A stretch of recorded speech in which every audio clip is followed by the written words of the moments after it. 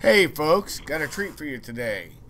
I have Robert Kalki Weisthor, and he is here today. He's going to talk a little bit about civilization and its end perspective. And what that means is, well, first let me give you a little bit of back history, how I met the gentleman. He has a lot of good things to say and a good perspective, and I think you all enjoy it. I had made a contact with him, I think it was 2nd September 2017, and had a good chat with him, and he helped me through something that I was trying to figure out, and it was good. And I figured, just like when you guys loved Colonel X's show that I had, I think you're really going to enjoy this show even more. With that being said, welcome to Kaisers Kastle there, Robert. And welcome. Thanks for having me on. Oh, it's my pleasure and privilege. Trust me, brother. Okay. It's just, if you want to start out, just let the people know, you know, your thoughts and whatnot, and introduce yourself however you want to. I can say you're a hell fellow well met. That's what I can say to him. Okay. Well, I guess I'm thought about it might be a good idea to come on the air to do an interview, because I was kind of in a situation of writer's block from what I've normally been doing the last few years. I've been writing my blog basically at KalkiWeisthor.net, which was the successor to another blog that I don't really want to advertise because it's for some reason, same reason you don't want to show your baby pictures. But you know, I've been writing predominantly on certain themes for a few years now, and I, you know, you solve one equation to some extent, you move on to something else, and I was dealing with, anyway, without going into kind of a vague pattern there, I was the turning point for me, an awakening came about, having to do with the false history of the 20th century that we grew up with, even though that's changed while we were growing up in our various generations. And a lot of my writing was working through that. And I finally got to a point where I thought I had worked most of that out to my own satisfaction and moved on to some other things. And finally decided that I'd kind of resolved the issue, at least to myself, and kind of stopped writing. And I sort of course, left everything hanging while I went on to explore other things, you know, that areas. Suddenly I go from writing about 20th century history to what I think about what might be the best platform for addressing the new internet age, and I don't do a smooth flow. It doesn't make any sense to anybody, so I was kind of hung. And I thought it might be a good idea to come on the air in an interview format and explain, I could explain a bit more coherently why I stopped and where I was going.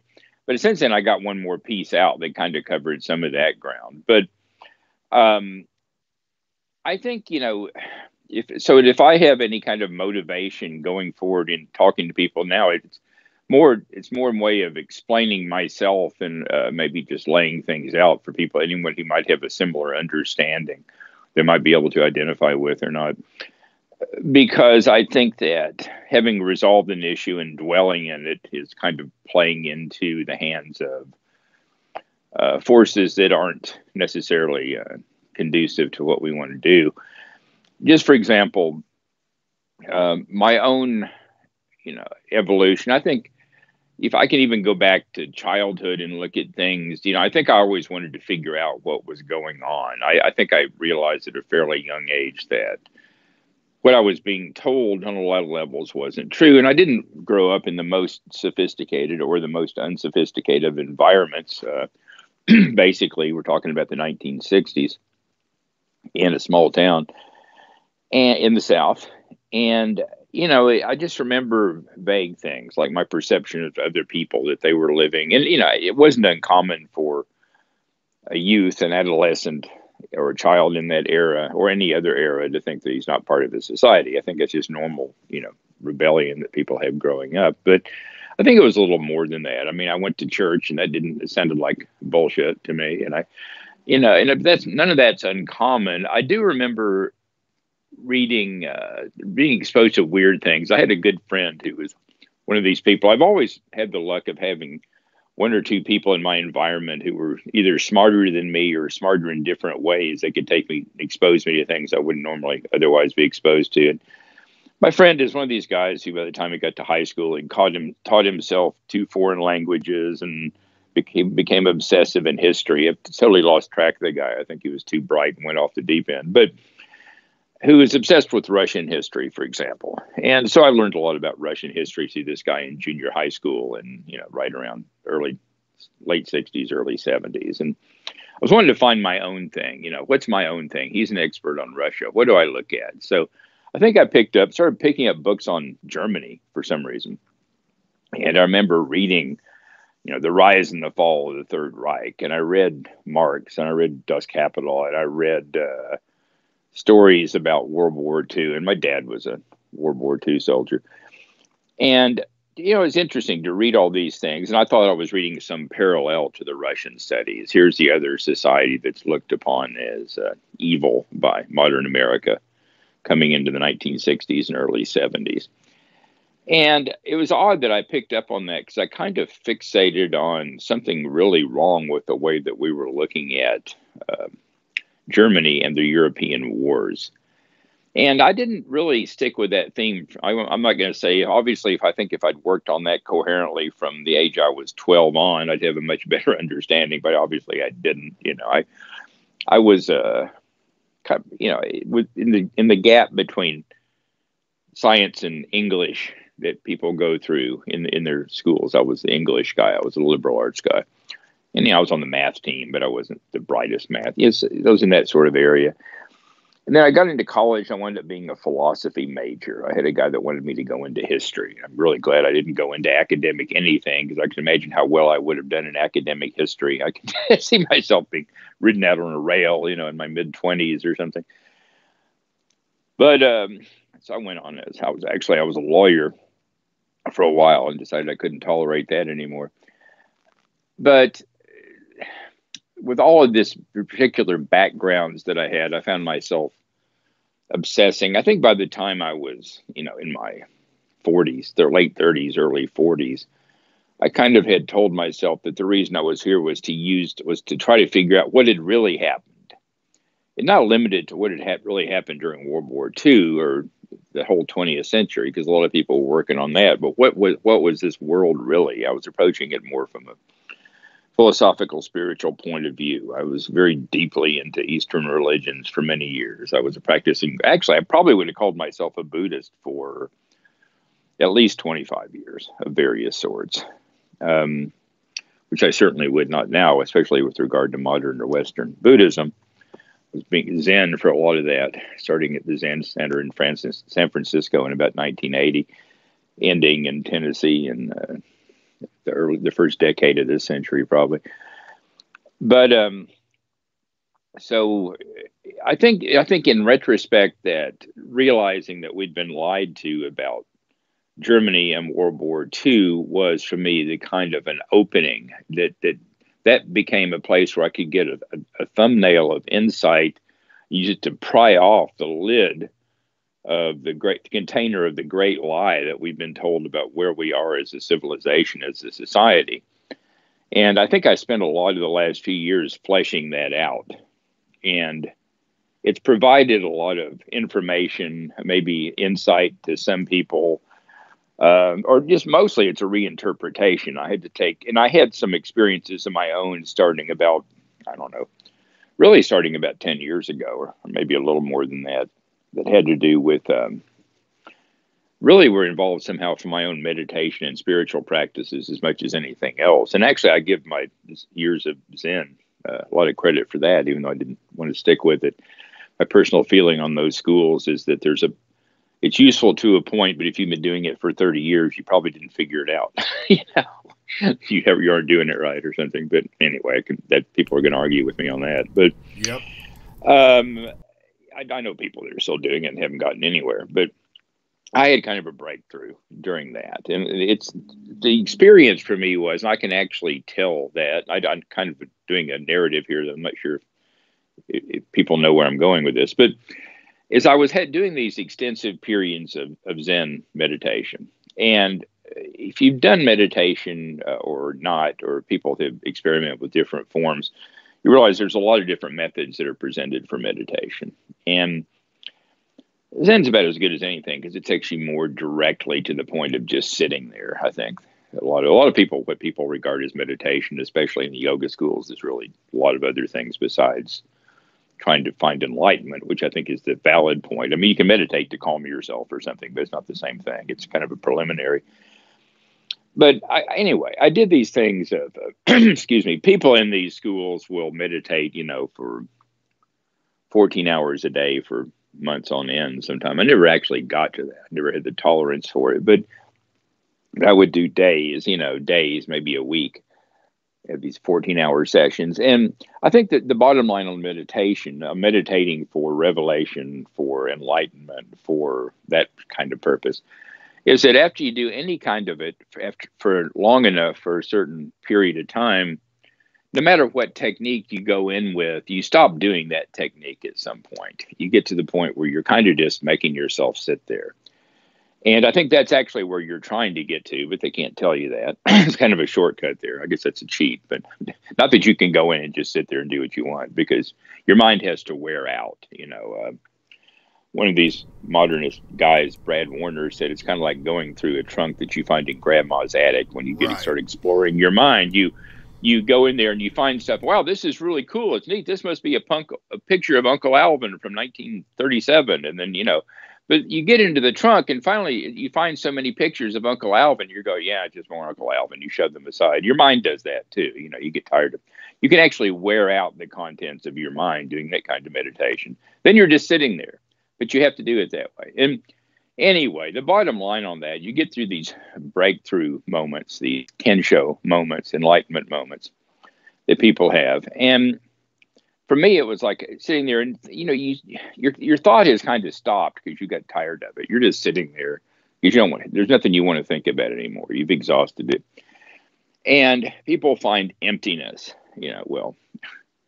if you think you found emptiness, you just don't realize there's still stuff going on below that because it's an endless thing. You don't get to the bottom. But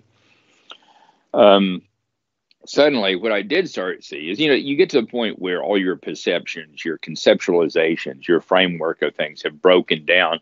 And the very visual orientation I had toward this was suddenly something burst in a bunch of like steel bearings, right? Little ball bearings went bouncing across concrete. That was my kind of perception that I had. Of course, it was me describing it to myself that way. That was the way I saw it, the metaphor I saw.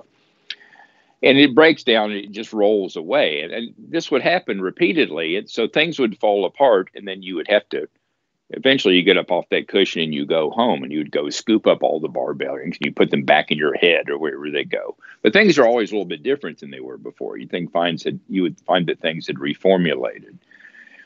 And finally, one day I did this and things blew apart. And suddenly, instead of nothing, I could see these sort of vague shapes or things taking shape, dark silhouettes through the clouds, through the mist of nothingness, through Gununga Gap or whatever.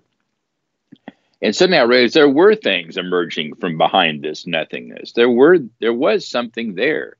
If you totally blew away our level that we've grown into, there really was another level beyond that. And these things were emerging. And that's when so I said, but what's my relationship to that? What are these and who am I? Which is when I stopped participating so explicitly in Eastern religions and philosophies and practices. I started exploring my Western heritage, because I thought it felt intuitive to me that it had something to do with who I was. And I got into Asatru and Odinism and things that were folkish and things that were related to various kinds of identity. I'll say racial identity, all that, that's just a red flag. The identity of me as a separate person, having grown up from one genetic pool in one specific culture, and the fact that it happened to be the culture that had been the formative culture for what became world culture, made it just a better perspective for me to see this from, I think, or maybe if an unpopular one. And so anyway, taking that and applying it back to this fascination I had with 20th century history, and especially what happened to the Germans in the course of the two world wars and since, provided for me a kind of a prying off the lid to see into what was really, I think, going on in Western society. And it took a while to flesh all that out. And I think when I got tired of dealing with, I did a lot of stuff on what they call the German occult revival. My namesake, Weisthor, who Carl Maria Williget, and all these guys who were 19th, late 18th, early 19th, early mid, all of the 19th and early 20th century occultists who were the precursors for the Tula Society and occult societies, which in some ways provided some of the backdrop to the National Socialist movement, only in the sense that they were tying into the same Volkish awareness that the National Socialists were. I think it's a real mistake to make that too explicit, to say that, because anyway, to make that connection too deep is a mistake. But there was certainly a degree of awareness that bled through to those things. Anyway, so I did a lot of the talking about that when I pretty much, and there's only so many of those people, only so much you can say, and only so much you can do with the runes, believe it or not. And then I went into some modern offshoots of where it goes. Where does Gnosticism go, for example, and did some work on some of the darker occult perspectives of our time. And that stuff probably wound up dominating a lot of my writing for the last 3 years. And at some point recently, I think in the last 6 months, I don't know, I think I was getting kind of to the end, and I had become kind of disenthused, disenchanted with all the particular movements for various reasons.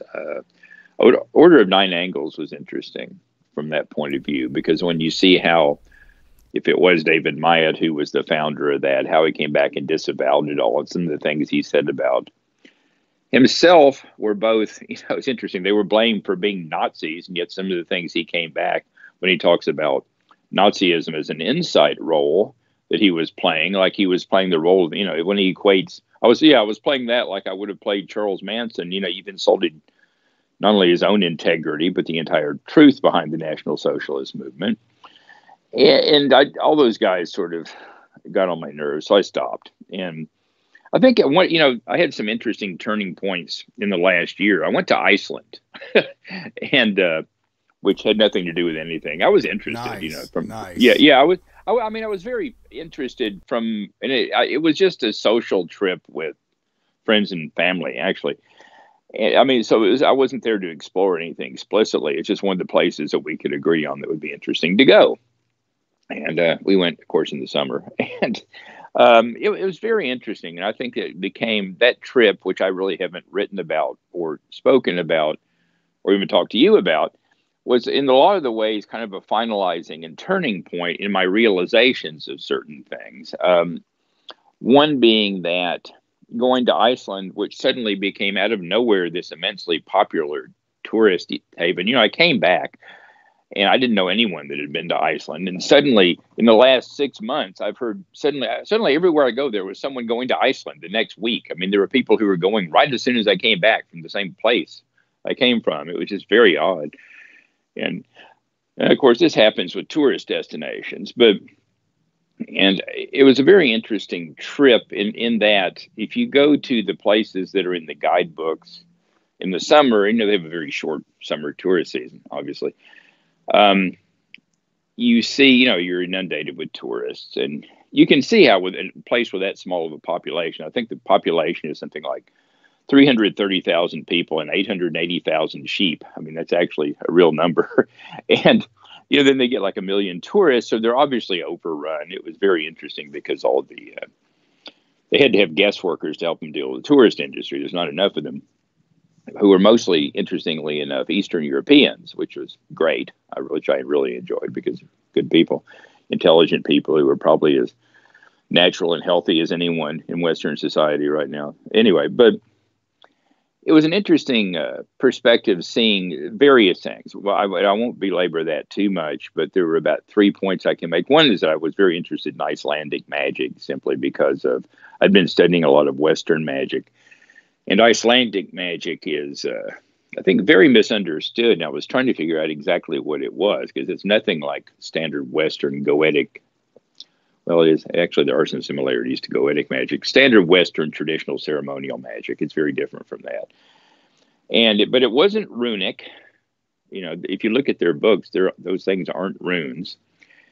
And it's very interesting flavors of its own that I still need to I still think I'm going to write about sometime because it's interesting. But in terms of the tourism, one thing I thought was fascinating was, well, the obvious point is that I think people are going there because it's the end. It's the last place to go. And, to get because everything in Europe has been overridden. America was never anything really, at least for the last 150 years, anything but, a dominated, subjected place like Europe is. Two things you brought up. Country. Mm-hmm. Two things you brought up that's quite fascinating to me. Okay. One of them is when you talk about meditation, I took Sui Jiao Kung Fu, and I did two separate forms.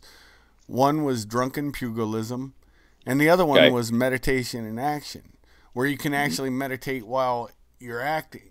The thing is, like, different type of weapons work. And I found that because of, my back history. So does everybody else. I'm not going to bore everybody with it. But anything you do in action, as long as you are focused, there becomes an easiness with which that you flow. It matters not whether it's body or it's an extension of your body. It becomes very smooth and natural. And that's why I stress smoothness, not speed, because speed will come from muscle memory and everything else, no matter the extension that you're using. And it was quite fascinating when you were talking about meditating. I did meditate sitting, and I understand what you're talking about, but I found that meditation in action is such a different methodology, and you do actually still reach that same Zen point where afterwards you're not physically exhausted from the action, you're emotionally exhausted. Let me rephrase that. You're emotionally exhausted. And then about your Icelandic trip, the interesting thing for me that's fascinating that you brought up, I went back, I was stationed in Europe, everybody knows that, in Berlin. I went back to Berlin after I got back from Afghanistan one trip. Had a great time with my brothers. They knew who they were. We had a good time. Everything that we needed to discuss was discussed. And the other thing that I find for that was before then, me and my wife took a vacation, 45 days in Europe. And this would have been the end of 2005 before I was wounded.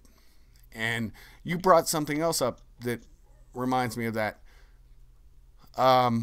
Both times I had to get, something fixed, and they put me under anesthesia, which was Dracula black, brother. And I had no dreams, nothing. And also, I had to get it corrected from what the CASH did, the Combined Armed Services Hospital. They messed up, and I had what was called a incisional hernia. And so it had to be fixed here, and they put me under anesthetic. Both times, I remember it being black, and I have vivid dreams. And the interesting part about that, which you touched on, all these things you touched on, and I'm just trying to add my 2 cents because I found it. I was told by the anesthesiologist at the cash, it was my first surgery as an adult, to fix, something. He said, "You're a very violent wake up." I have no idea why. I don't know what I did. And the other anesthesiologist, he said, "Tell every anesthesiologist you're a violent wake up." And I told the second one, and he came in and he goes, "You are very violent. I had to put you back down." So just something, but both times it's Dracula Black. No dreams, no nothing. Right. So anyways, I didn't want to interrupt your flow, but those 3 points that you touched on, and when you re-listen, you understand how you touched on them. Okay. Was very prescient to me, and I wanted to expound on that. Yeah, I think, I don't think anybody in the truer forms of Western thought would disagree that meditation in terms of martial arts type. I mean, look at Bodhidharma, the inventor of Kung Fu, is also one of the main patriarchs of Zen. It is all the very same. You have to wear out whatever technique it is before you can, you strip away the false society, then you have to strip away the structure that you use to get rid of the false. And then you come from the core, which I think is the essence of probably a good martial art or meditation. So exactly. I think it's all totally compatible. I like Berlin too. I think Berlin is fun. Even now, Berlin is fun. If you know what you're dealing with. I was in Berlin, I don't know, 4 years ago. It's a lot of fun. Germany now, the more benign parts of Germany, after you get out of the cities, when you don't feel like you're under the great watchful eye on the pyramid, which you feel like you're being spied on from some non-physical entity most of the time when you're in Germany now. But if you get out in the little towns and get away, it feels like America from the Reagan era. I swear to God, it does. Little blonde families everywhere. It's kind of nice. Oberammergau was phenomenal.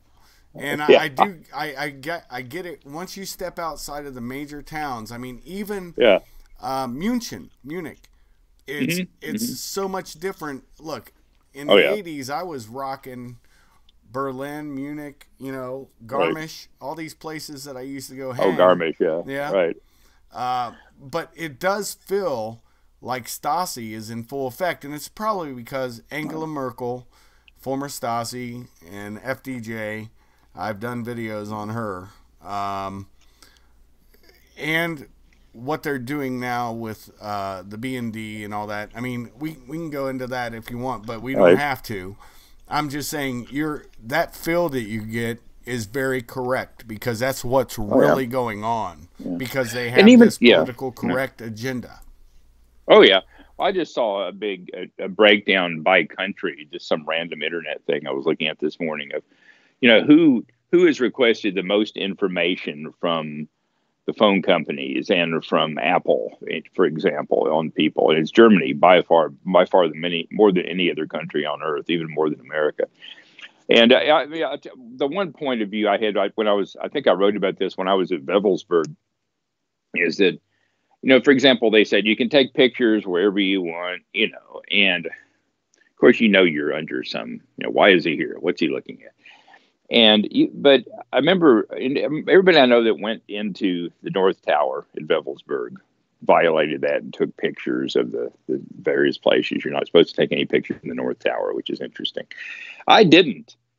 I mean, I knew nobody was going to probably run in and grab my iPhone or anything, but it's just that I knew I was being watched. I wasn't 100% sure it was a hidden camera. I was being watched by something that may or may not have been physical. But anyway, so there's that feeling everywhere in Germany. And you can get it out of the people, One of the best things I mean, you can talk. I remember telling a little concierge at the hotel, "You guys are doing great with us. A good thing you all speak English so well.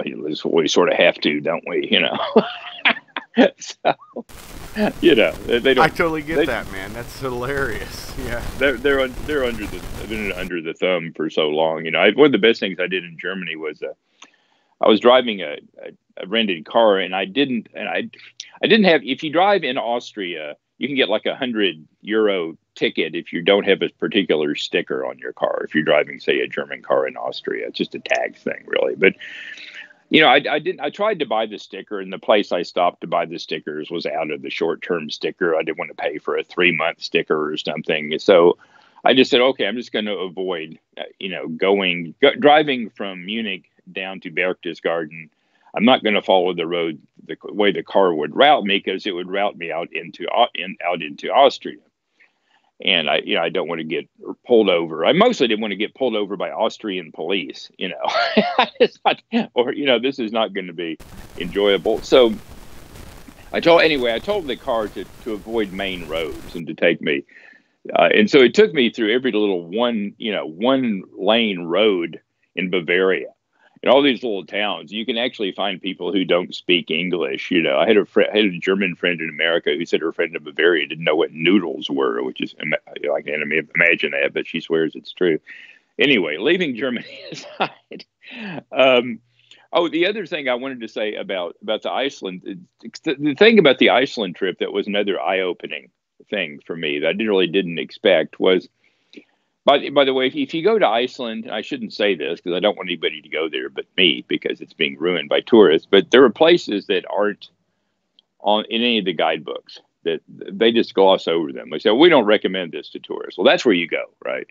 And if you go to the West Fjords, especially the Northwest Fjord, there are places, it's like there's a little town up on the West Fjord that was a herring factory, and I can't remember the name of it right now, but there's like nobody up there. He's like 20 people live in this place. I literally drove out and back in June, for an hour and a half each way. Saw maybe 1 or 2 cars that we met. I thought, if this rental car breaks down, I thought we were about to throw a wheel, because I thought we had a bad bearing. We're going to wait out here for an hour, or half a day for somebody. But if you get into those places, you can see some remnants of civilization that's not overrun by tourists. And I'm sure in the winter, much more of the country is like that. But anyway, I'm sorry. I had the same experience when I went to Hungary. Hopefully my sound, they say I'm a little quiet. So, we had the same experience in Hungary. Mm-hmm. Budapest, of course, overrun with tourism. Right. But it's still, if you went to the Buda side, not the Pest side, especially if you went up to the Citadel, that was a phenomenal trip. And the other thing that we found, we took a river cruise and went down. So Czech Republic, but we had these little places that the boat would stop at, and these old castles, and the heritage and everything, you could feel it. Because, there is something to be said, and this is a conversation I think we had the first time we talked. There's something you feel innately that that this is where your line, you feel it internally, and it's a respect for your ancestors, and I don't know any other way to put it. And with that, I'm sorry for hijacking it, but I do feel what you're saying. Yeah, and that's again, what I felt that I wrote about in Wewelsburg. You can definitely feel Wotan there, who's been sort of driven underground, but is willingly there, waiting, sleeping like the king in the mountain, like Hohenstaufen, like in German myth, waiting for something to change. And whether he'll actually have anything to come back to is some of the question I've been debating. The other thing in Iceland that was awakening for me was all these tourist areas are overrun, and there's a normal amount of American tourists and European tourists like you would expect to see anywhere in Europe. It seemed like a fairly normative amount compared to what I'd seen in Europe. But there are these huge busloads of Chinese tourists. I mean, just huge vans full of Chinese tourists, and they're everywhere, and they're totally destroying the environment. They don't care. They don't listen to the signs. It'll say, don't go in the plants. They all immediately rush into the plants. They have their pictures taken in large groups. And they're trashing everything. Everything is just a garbage heap when they leave. And these van drivers are like, these are these huge hulking tour bus things. And these little bitty roads, and they're just dangerous. They don't care about the cars. They don't care if they knock you into a ditch or kill you. They're horrendous. And I learned really to avoid those things. But those weren't in the places I was talking about. What was really interesting, I thought, what is the proportion of Chinese tourists? here. You know, you had this thing when I was a kid traveling in America anywhere. When we were overrun at that point, there were a lot of Japanese tourists. Of course, you know, population-wise, the Japanese were never a big group. They were just very visible because you noticed them because they were different than us, and they always had their cameras. But the Chinese are overwhelming just in numbers there. And but the amazing. So I thought this is an interesting thing. I'll remember when I go back to. I'll go back and spend time in these places. I found they were isolated, but. It's when I came back, I started looking, and Iceland keeps official statistics on who visits, of course, you know, and you know, they keep by, you know, there's a group for UN, there's Americans, they're a group by nationality, they keep these figures. And I started looking, I thought, what is the percentage of Chinese tourists? And I looked for the month of June when I went, and they're listing like less than 1% Chinese tourists. So why? That's not true. I was there. That's not what's going on. Why is this figure being misrepresented? Who's doing this misrepresentation, and why? Which is what led me into, I think I wrote an article after I got back about, you know, what that did is it helped me put all the problems that I'd been diagnosing with Western civilization into perspective. And, you know, it's true that if I can make this short so I don't lose the train of that thought, it's true that what I was diagnosed, my way in was seeing the myth that destroyed what we know of as what's been prevalent Western society all happened in the 20th century. What we're doing is living in the aftermath of that. There's no doubt. The two world wars changed everything, and nothing's been the change. The overt turning point came, say, in America in the 1960s when the old American government gave up to whatever it is that started running us then that's never let go. But it's all kind of a microcosm, really. I mean, it's not the battle, but, you know, you had these guys, these occultists especially, who took the German mysticism of the 19th century and expanded it to a world awareness to say that the world is a war between Wotan and Yahweh. And to some extent, I went there too, but I lost sight of the perspective that that's what's going on in Western Europe and America. That's certainly not the world. I mean, even Russia, that only affects, you know, part of Russia. And Russia was always tangential to that. Russians part of the war had nothing to do with Russia as it affected most of the people in the country, except as they were transcripted and brought in to kill people at random. You know, as we were discussing before we went on the air, I mean, something like 70% of or at least 80%, who knows, of the world's population doesn't live in those places. It's in Asia. And I think what we're seeing, to synopsize what's going on with world society, is the West is coming to an end. It's dying of a natural disease that it's had for at least 2,500 years that both propelled it forward technologically into dominance in a material sense, but also it always held the seeds of its own demise within it, which is what's killing it off now. Like any other entity, it's not good or evil. Things die. I mean, individual humans come and age and they die, in animals, as is our civilization doing. And meanwhile, what's waiting to happen is, you know, China's immune to all this. Most of the world is they're not immune, they're touched by it, but they're not a part of all this. China's waiting in the wings. You know, all this stuff that we were supposedly hacked and dominated by the Russians, I just laugh every time I see that, because the Russians are what they are and they do what they do. But, you know, the Russians changed the election.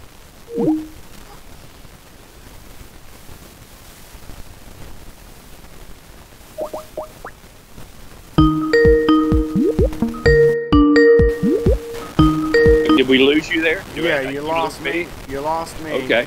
So okay. We're back on, folks. Where was I? You were talking about the Chinese influence, and I had one thing to add.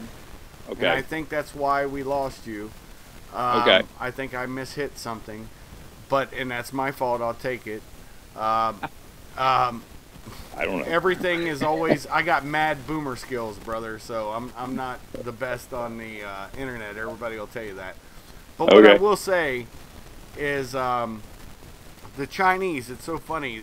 Africa has to shake off the yoke of Western oppression, and yet the Chinese are there. And I think in the future the Chinese will look at the Western oppression as something that that they'll wish for the Western Oh yeah. oppression. Yeah. Well, I think they already are. I mean, I was at the Y, which is the workout club here, and I was working out the YMCA in the locker room. This year with some guys. There's some black guys there who are Africans. A guy from Ghana that I was talking to, and if you're used to these guys, they're about as different from American blacks as you can get, it's a very different society, different group, different genetic group. And anyway, but I'm talking to this guy about what's going on in Africa, in Ghana, and obviously he's successful, or he wouldn't be here running a business in America. They're not just bussing these guys over to put them in business here. And he was talking about how China runs everything in Ghana and how they're taking over everything and how we don't hear anything about it in the West. This is just a first-person story that came from. And these guys, but you don't hear that. It's not in the press. You don't see that. CNN doesn't talk about that. And I'm not saying the Chinese are evil either. I mean, the Chinese are just doing, what they do. They're doing what comes naturally to them. They're not doing anything different than I think most of the West would do, given civilization. If you move into an area where the civilization is dying, you take over and you exploit it. There's such an easy way to synopsize it, even on beyond our southern border in Central America. Mm-hmm. The Chinese took over the Panama Canal, which we built with our blood, our treasure, everything. And the thing about it is, everybody they're staffing that with are military-aged young males. Mm-hmm. This is something that nobody even wants to talk about. And that's why communism, even though people will say the Chinese are communist light or whatever, it's still communism. And that's the disease that nobody wants to talk about, because our media, our academia, and when I say media, I mean the press and Hollywood, is totally infected with. Mm-hmm. But for us to notice this and point it out, somehow we're bad people. Yeah, I mean, I think that if you talk about communism in the sense of, what we're talking about in communism is a specific Marxist communism, right? Which isn't really, isn't a necessary version of communism. There are versions of communism that wouldn't be Marxist at all that you could talk about. But the specific Western disease which manifested partly as communism, it also had manifested before that as different kinds of Western rational thought, the Enlightenment, all these. And the earliest, of course, was Christianity. These are all forms of the disease that are spread to go into the West, to dominate it, to make out of this sort of Semitic awareness at which the god Yahweh originated and moved this stuff in.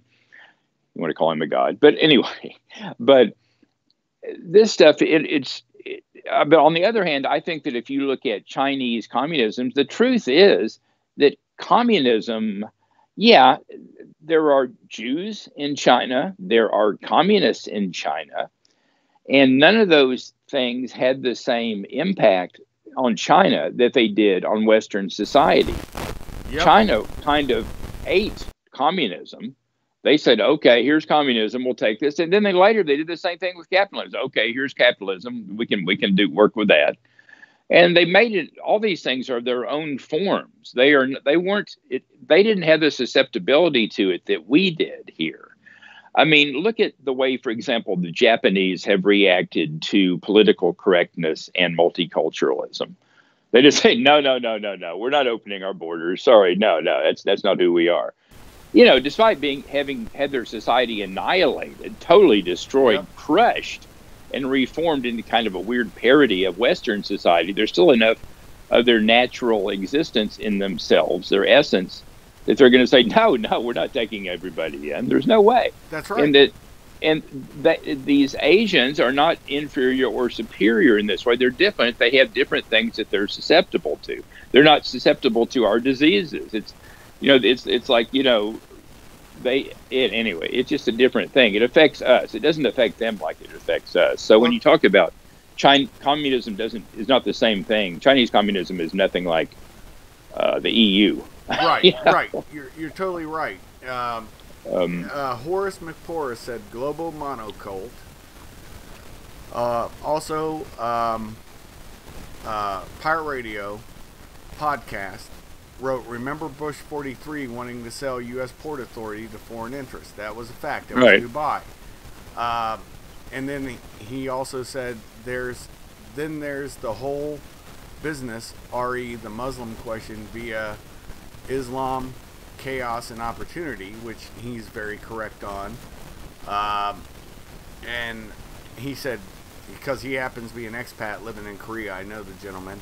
Korea is great, re Islamic immigration as well, laugh out loud. Very conservative approach, smart, extreme vetting. And he's correct, but see, I think a lot of people don't understand this suicidal altruism.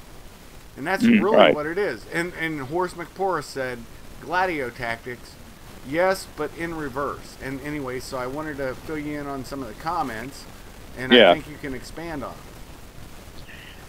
Well, yeah, I mean, and that's, I mean, it's kind of self-evident. The what we have to watch out for is having had this awareness of what happened to us, to our society, is that we can't become too linear about that or too black and white, too dualistic about it. And, you can talk about white civilization or the white race self-destructing and fighting that like it's some evil out. It's just a part of who we are. The same things that made our people great are the same, are, contained something that, I mean, the ability that we had to incorporate this stuff also means we keep incorporating stuff till we can't eat anymore, like the Roman Empire, which is the best illustration of prior, what happened to the United States, the last failed great democracy experiment. It's just part of, and there's nothing really, you can fight that if you want. Like I said, the greatest motivation, I think the greatest spiritual book in the West probably is still the Bhagavad Gita. People argue that it's, whether it's Western or not. I say it's a lot more Western than anything in the so-called Bible, except, the Persian elements. But,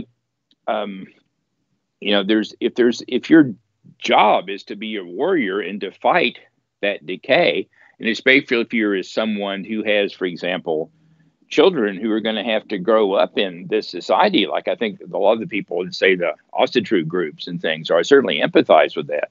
You feel like your job is to resist this and to keep our society as healthy as it can be for long enough for these people to have some sort of lives. I totally get that. I totally empathize, and I totally agree. Being not in that position myself, I just don't feel like it's very productive for me. I mean, I can lay these things out and tell you what I see in history, but I can't, quote, wake anybody else up. I can't, those are things that have to come from your own particular experience. I know people certainly as smart as I am who just have who cannot see through the propaganda, stop inundating themselves with propaganda. I tell people, if you want to become aware, the first thing you got to do is stop watching television. You got to stop reading the media. You got to stop following all this stuff every day for long enough for you to have some independent awareness. If you can't do that, nobody can do it. That's step one. And anyway, but people will wake up or they will not. It may be their individual karma. I don't know. And it's not totally tied to race. It's not totally tied to educational background. It just happens sometimes. This awareness that comes through is not soluble in humanity. I mean, it doesn't disperse itself according to any known patterns. People wake up or not, and it's really not the people. It's like little fibers of awareness suddenly become self-conscious, and you suddenly enable a human being to see what's going on. It either happens or it doesn't. There's nothing I can do about that, or anybody else. Right, Jacob Heinrich wrote, liked your interview on Red Ice TV, Kalki. Pirate Radio, speaking of white culture and society, what color are the world's globalists? Horace McPorus wrote, population displacement is wrong no matter who it is against, in my opinion. And I think they're all valid points, but you can answer all of them or none of them. Yeah.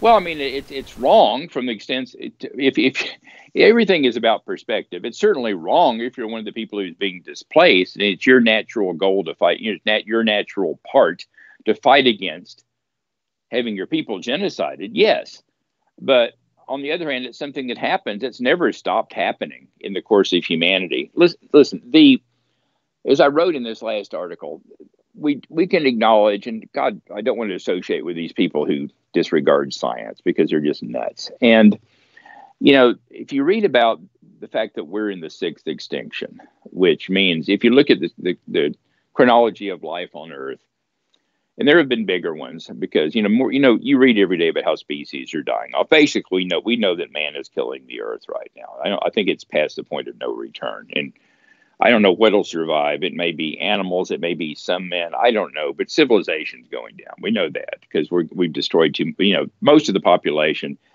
If humanity could somehow bring itself to 500 million people, it might survive. But it won't do it. Disease and war will have to do it. Probably mostly disease and starvation. But hopefully not in my lifetime because I don't want to see it. But it's starting now. But it started about 15,000 years ago. As John Dershan writes about, is someone else who has no political awareness and misinterpreted all the brightest things he ever said. And Pentti Likola has done a much better job of, because he's not political, he's just environmental. He's an cranky old isolationist who wants to kill feral cats. And I hate that because I like cats. I'm kidding here to some extent. But, 15,000 years ago, agriculture happened. And from the point at which agriculture happened, this transformation began, which is now resulting in our extinction, mostly because of the great overpopulation of the earth and consequent devastation of resources. And I'm not sure it was ever in man to control or stop that. But, as I said in that prior article on Gununga Gap, it's, even the invention of agriculture is something that happened as part of another phenomenon where the logos, the word, took over and imposed what we see as the rational mind on a deeper frame of consciousness, which was an old world kind of wisdom.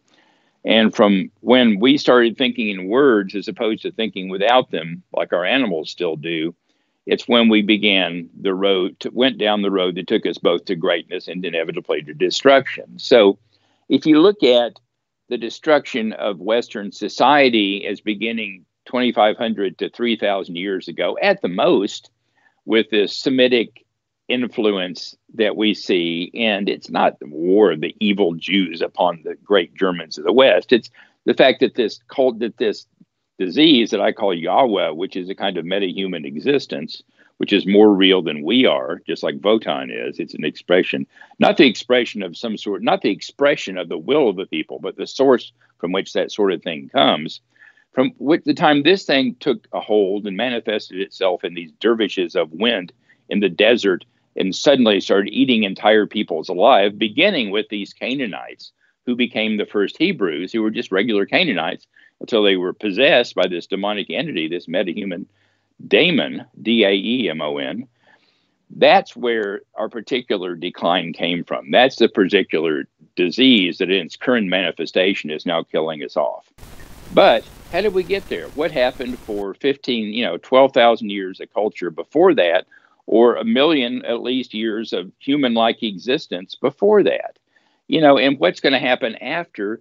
Because after Western civilization has, if we are in fact eaten by the East, which I think will probably happen, but I don't know how long I don't think that, the Chinese, I'm not blaming the Chinese particularly, it comes out because that's the greatest block of it.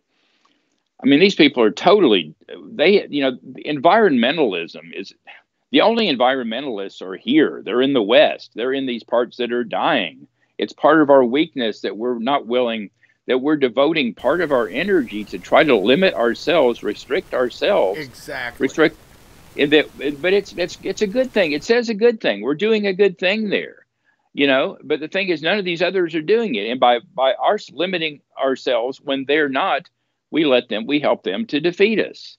It doesn't mean we shouldn't. It's noble, but it's just part of understanding what's going on. And in some ways, it's kind of, if you're going to die, you might as well do something good. Die while you're trying to do something good, So, but I don't think any of these cultures, and you talk about the Western capitalism, communist culture, which is all part of the same thing, which is just a manifestation of this original Semitic disease entity.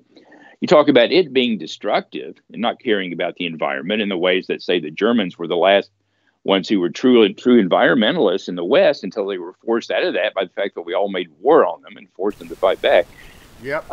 There was a return at that point, and nobody wants to talk about that, to nature. And that was the important part. I think even the leader of Buff back in the day, British Union fascist, brought it up. I'm mind dumping his name. Sorry, I know I'm not as old Mosley. as you. Yeah, Mosley. Yeah. But I drink out of my soda. I drink out of cans, and my wife calls it aluminum poisoning. So maybe that's true. But the point being is they all spoke about the natural order of things. Yeah. And the Wandervogel. That. And people look at, there's some article I just saw, one of these Google talking about how the Wandervogel were not the Hitler Youth. And that certainly is true. The Wandervogel were, the predecessors of what the hippie movement would have been had it not been toxified by drugs and politics, basically, by the CIA or the predecessors of the NSA, whoever did that. That it was poisoned for that reason, and they were. But the Wandervogel, those actual people, those literal people, those same human bodies were the German soldiers of World War I. So these peaceniks became pressed into war, and they were the German soldiers of World War I. And guess who those people were? Those are the people who ran Germany during World War II, or at least some of them. Right. They were a lot of them probably wound up as steel helmets. Right. Not all of them, I'm not saying, Hitler was in the Wandervogel, which he wasn't, but because he was probably too young. But anyway, that's the movement there. That was the last nature movement. I think that was the last pro-nature movement. War is a way of changing a man. And I can speak to this on a lot of levels, look, nobody can take the sexiness out of war. Tim... famous author about Vietnam, Tim, I can't think of his last name right now. It's anyways, he was a photographer, and he wrote a very specific thing. He said, you can't take the sexiness out of a tank. You can't take the sexiness out of an aircraft. You can't take the sexiness out of what you're doing. And there's a draw even to women. Right. Women will listen to this, and they'll know. A soldier, there's a reason why soldiers get so much, play. I'm not going to get vulgar with it, but you know what I'm saying. Right. And the thing about it is, once you've seen it, you've actually physically seen a guy by the name of Christopher, Hedges. He has an outstanding thing on the pornography of war, and it is a pornography in a way that it pulls your purient interest into it, and yet still it's obscene, right? And it's basically an obscenity, but it becomes an addiction from the adrenaline, all that stuff. I don't really want to get into everything, but honestly, I think you speak a lot of truth, and everybody on my chat is loving it, man. Okay. They're like, you gotta have him on again. This guy's super intelligent and informative. Well, read Ernst Younger, Storm of Steel, for example. And he turned into.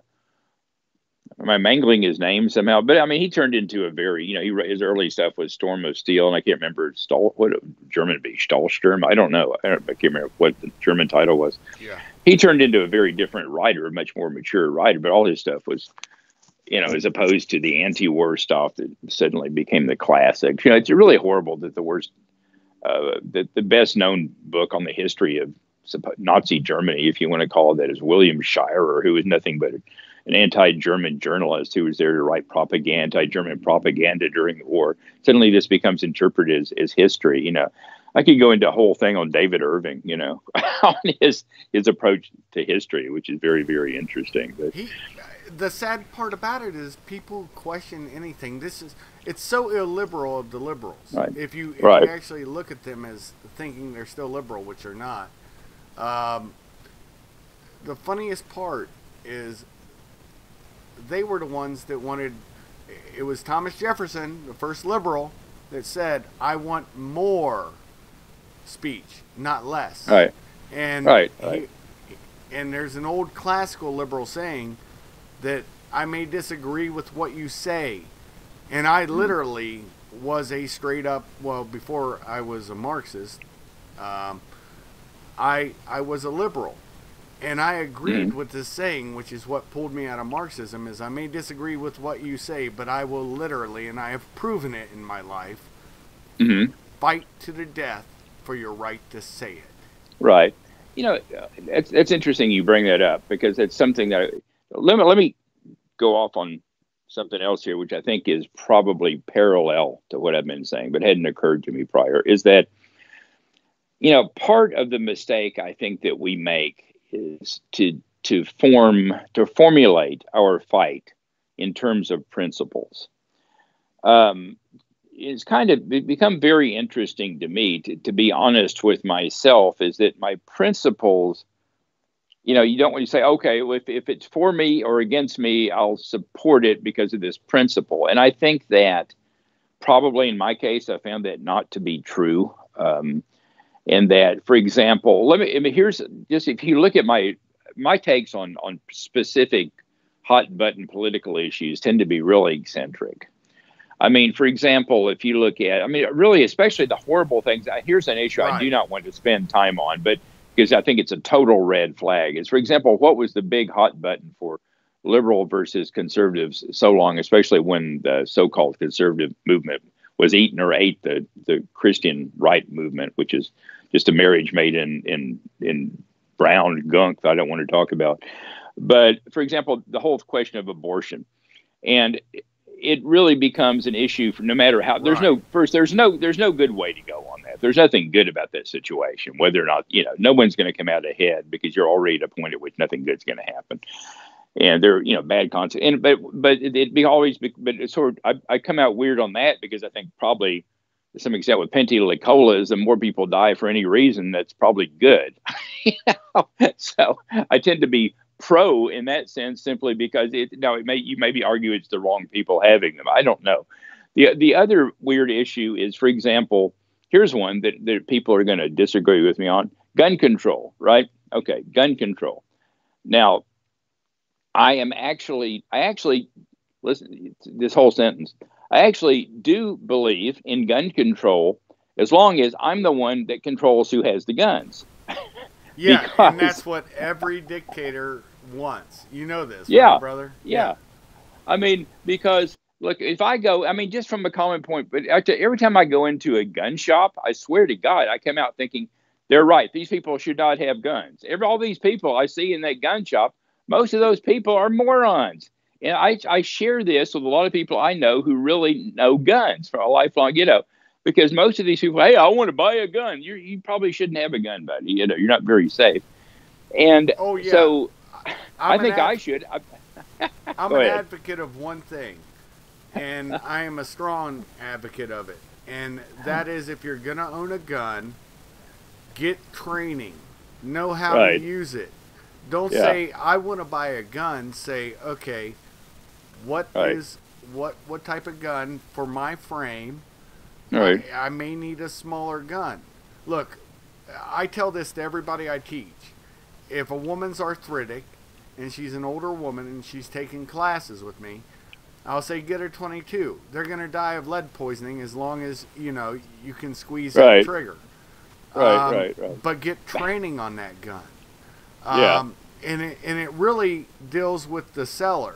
The seller, I've seen a seller one time suggest a air weight 357 or a 38 either to an arthritic woman They Which is just, buy you'll it. fire it once, Yeah, you know. they buy it, they get hurt, and they'll never use it for self-defense.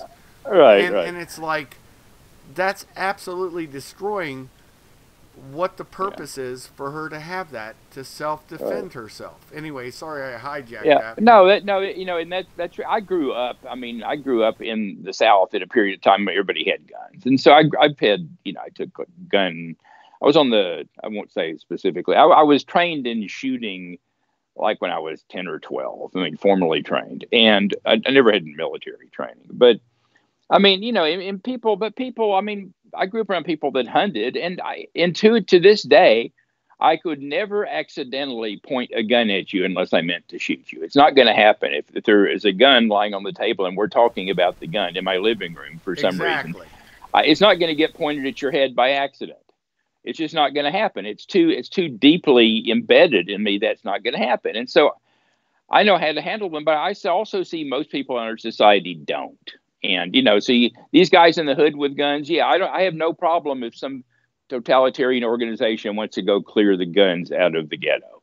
You know, that's fine. I'm totally supportive of that. So on the other hand, there's people there that need them to protect themselves. So how do you resolve that? I don't know. There's no issue. The only way to truly vet it is to actually, I don't believe in gun control per se, but I do believe, no, I'm being very frank. I do believe if somebody's not willing to take the training, right, if they're not willing to invest some money in something other than just buying a gat and having it lie around, then that person probably shouldn't have a gun.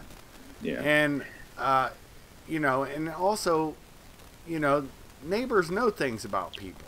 So a cursory talk to the neighbors around the person, you know, I don't think that's a negative either. No, but who's going to, you know, always the question of who's going to have this authority. And so honestly, you can, without to sort of skip down the steps here, the question is that unless you have, it's the same reason that the voting election system doesn't work. You don't have an intelligent, informed society to vote for people. Exactly. You don't have a society that's taught responsibility in their personal lives, so those people can't have guns. This breakdown of society is what the influence, that is what the supposedly Semitic, that is what the forces of degradation have done to Western civilization.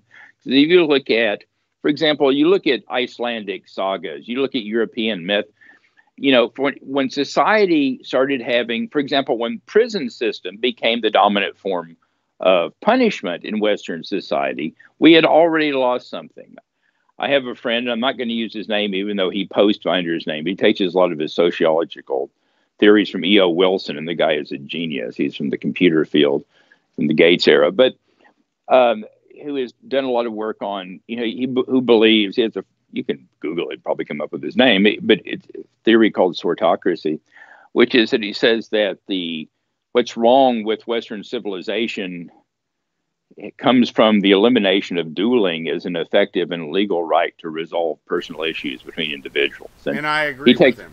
And he comes back to a biological choice that was made long ago. It's kind of like, this is way too complicated for me to go into in this little interview podcast, but it's basically, let me skip and just say it's genetic, and it has to come with our nature that talks about, you know, in Iceland, if you committed a crime, they would fine you.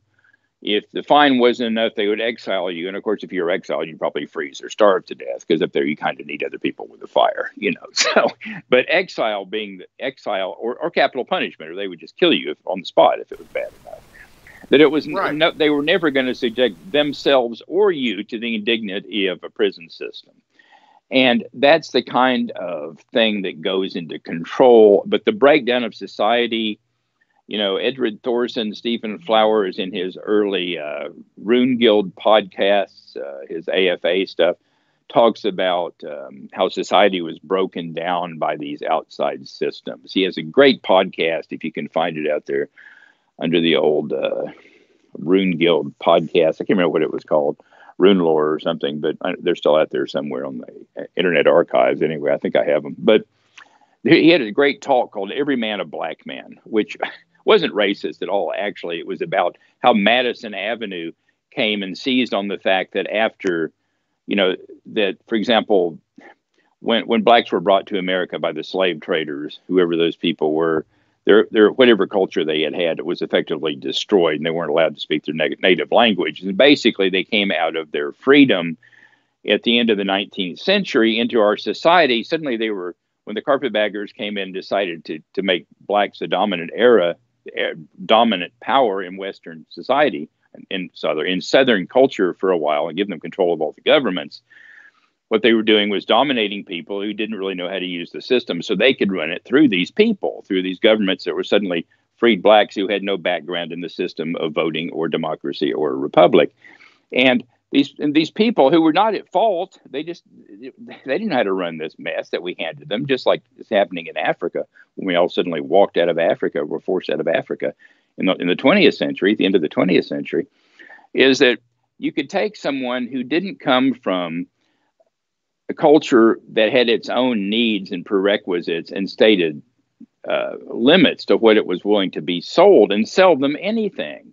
I mean, you couldn't sell cars to the Amish. You couldn't, any of these cultures that had strict limits on what they were allowed to do had things they need and didn't need, and you couldn't create needs for them. What Madison Avenue did, especially after World War II, was the more you could break down the existing culture, the more you could control them. This was mostly for economic purposes, but the economic purposes also fed the big banks who ran the economy, which was the breakdown of old Western society and the domination of the new dictatorship that took force, modern capitalism. Yeah, thanks to Edward Bernays, who is a cousin to Sigmund Freud.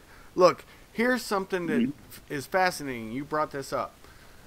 A buddy of mine, this is during the G8 summit in 2004, Sea Island. He was a cop with me, and anyways, we're doing what we're doing. And he was a black guy, a gentleman, and I love him to death. I'm not going to mention his name, but he knows who he is. Trust him with my life, and literally. And he had to get this book, How to Make a Slave. It's more like a pamphlet, and it's by a slave or captain. And he's like, he reads it and he goes, see what they're doing? Black people would still exist. And I was in my, basic bitch Republican going to be a libertarian phase. And he said, you got to read this. Well, of course, we were staying somewhere where we knew the maids were going through our drawers and stuff. And I'm like, you can get caught with this, but if I get caught with it, I'll lose my job. And he goes, no, you got to read it. This is what they're doing to black people. So I'm like, cool, I read it. And when I read it, I was like, I said this. I said, buddy, you're not reading it. This is what they're trying to do to everybody through the social programs. One of them is how to, Pirate Radio said, fact check, actually, Bernays was Freud's nephew. Okay, I take that, if that's for real. I've heard it was his own, anyways. I don't know. It was his cousin. I don't know. I'm not going to get into a pissing contest with Pirate Radio Podcast because I love him. But you hijacked my conversation. Anyways, what I'm saying is, first, I'm just going to say what it says in that parlance, and it doesn't mean I agree with anything they said. But first you have to separate the negress, which is the woman, from the Negro, which was the man, and make her dependent upon you for everything. That's what the flipping government does to everybody through these social programs. Oh, yeah. And all of a sudden, just by me saying 2 words, will probably get my show banned. But it's true. It's sad but true. And it's not just for blacks. It's for everybody in all of our cultures in the West. That's what they're doing to us. And he got it. Yeah. And the truth is, that all these different groups and subgroups, and you can even you can realize the fact that, for example, that the black culture in America is a created culture that occurred, as I said, with the destruction of their old culture and being dumped. And it sort of formed, for example, black dialect is based on a kind of lower class British. What we see as black dialect is not something they evolved. It comes from this lower class British dialect that was the guys who were the handlers for the slaves in the original system, say from the 16th century, 17th century. And all their stuff comes from, but anyway, they formed their own culture of descent. And even when I grew up, even in the 60s, until the turning point was in the 60s, is that, even now, if you leave people alone, they will sort themselves into their own groups.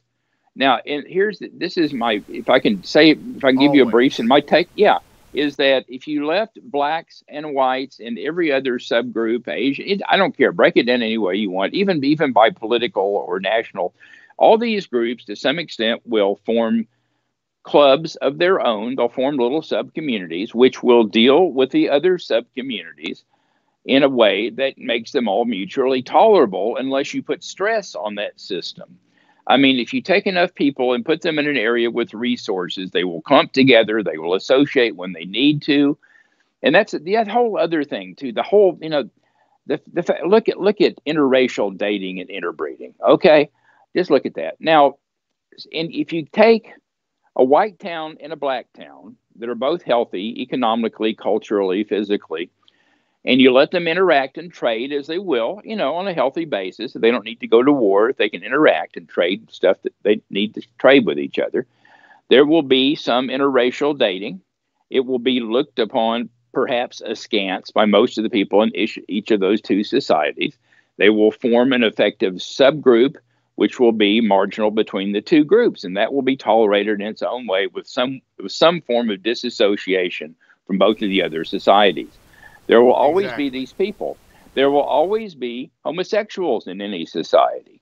And the traditional way of dealing with these people, I mean, the Muslim thing is not natural. That comes from a Sikh religion, is that they've always been sort of the whole don't ask, don't tell was actually pretty damn healthy, I think, to some extent. That may be the part of the Clinton legacy may have been the most benign. I agree. Because these people have always been there. And they were kept out because you don't want them interfering with the breeding public. You don't want, but they're going to be there and you tolerate them. They use them. There were eunuchs and harems. I'm not saying we neuter them.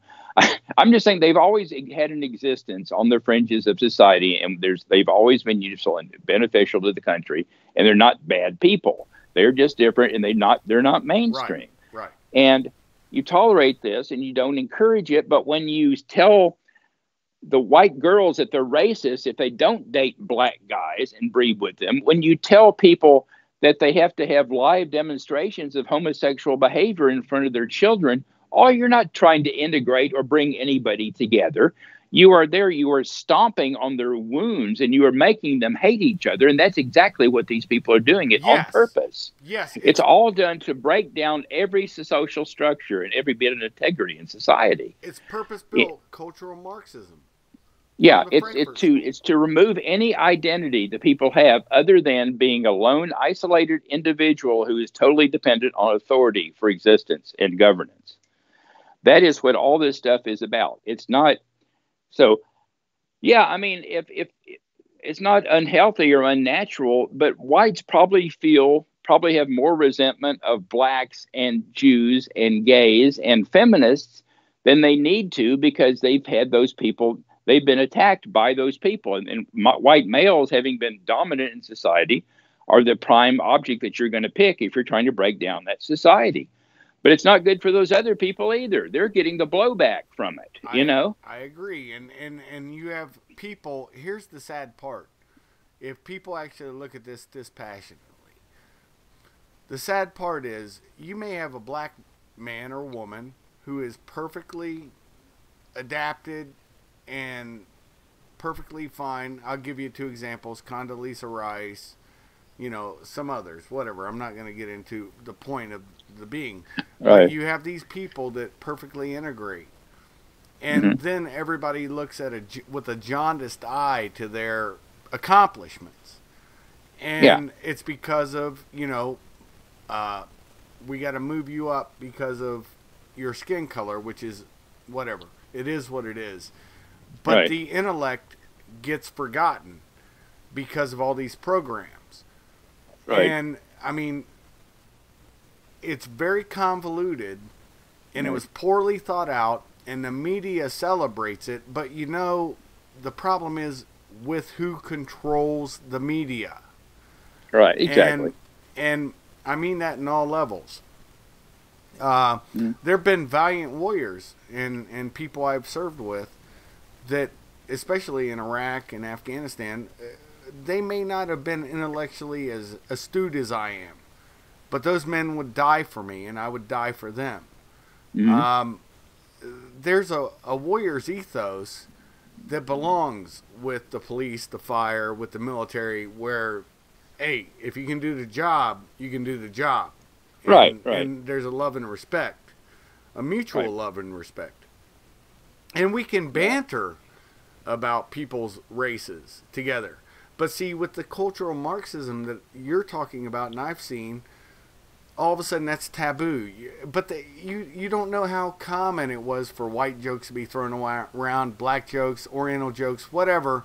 But it was within the whole concept of what I call jocking up.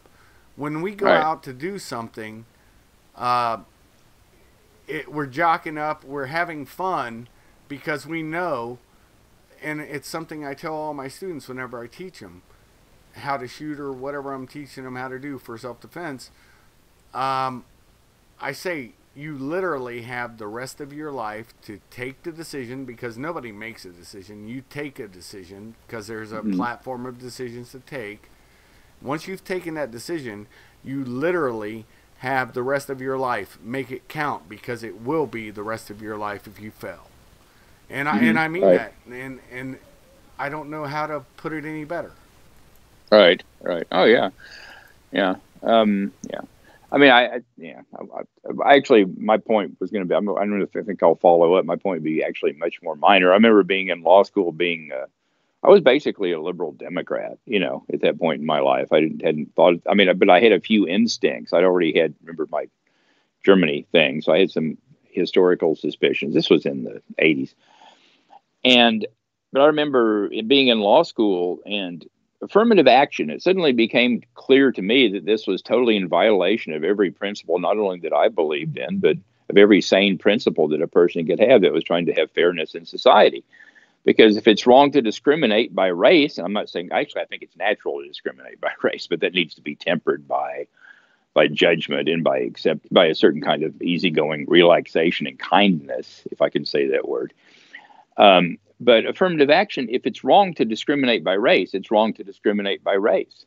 So, it suddenly occurred to me, but these things, because they stand out, because some of those, intelligence is not predictable by genetics. There are people, you can look at trends. You can say, oh, white people are more creative, and Chinese are really good at copying stuff, and black people are, and all those myths are going to be true. And you might prove statistically there's a tendency in those directions, but individuals are what they are. Individuals are individuals. And for that's the reason we have to encourage a gift in an individual when we find it, no matter, taking into account of who they are, certainly. Yes. But you have to let everybody do their job.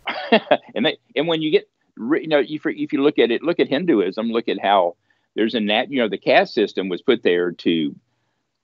probably put there, we think, originally to protect the white dominant classes, who were the Aryans or whatever. The modern Hindu PC people disagree with that, but there's no doubt that the caste system that came into existence was just absurdly restrictive. And if you can't be anything but a shit shoveler because your grandpa was a shit shoveler, suddenly society has lost any flexibility it has, and it's going to die because it doesn't allow people to exercise their gifts and talents. But anyway, but so to go on, I think from all this stuff, which is kind of my really more than anything else, an explanation of why I've kind of stepped away from.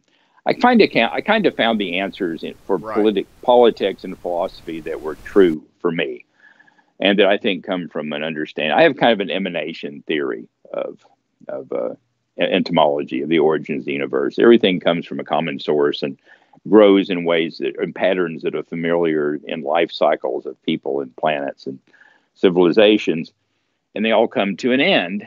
And one of the things that occurs to me, along with what I see to be the inevitable destruction of Western culture and society, and probably of human dominance on Earth, and I'd say thank God to that, because we pretty much screwed it up, that whatever comes next, but what does come next? Are we going to go back? Now, if man, I know I realize I'm making a huge leap here, but I feel like I need to jump forward, and maybe we can come back if you want. But if mankind suddenly no longer, if human culture no longer dominates the Earth, which I see as what's happening, it's inevitably the consequence of what's happening, whether it be by war, or disease, or whatever. Obviously, all of our domestic animals go with us. There's no doubt they don't survive. There aren't going to be like wild cows populating the Earth, and so whatever happens, obviously there's a big shakeup in life on Earth at that point. We don't know what's going to happen. It's just too unforeseen. The life forms we know may die out down to microbes or beyond that. We don't know. I don't think so, but maybe. But there's this other thing. There's one of the themes I feel like I need to address that kind of affects me going forward is the question of this logos, this intelligence, which really strikes me as being kind of an early form or a predecessor, maybe not, maybe they're not related. I don't know yet. I haven't gotten there, but of this disease that destroyed Western society. Long before that happened, thousands of years before, at least 10,000 years before, the word came and it took us away from what was natural. And there's another question that I guess the best way to visualize this, I had a really good professor, undergrad in school. He taught space-time theory for people who weren't good at math. And the way you do that is with a bunch of diagrams. And you see, but I won't go into all that. But I'm having to visualize this because I tend to think graphically. But if you look at these trajectories of there's a trajectory of animal life or carbon-based life forms on Earth, and whether they come from another planet or something, who knows. But there's a trajectory that certainly reaches, if not an end and a high point in man, or so at least the end of a certain kind of trajectory. There's also this logos intelligence thing that seems to me that it passes through and parallels man, that the logos possessed man, the demon, just as Yahweh, or even Wotan in his way.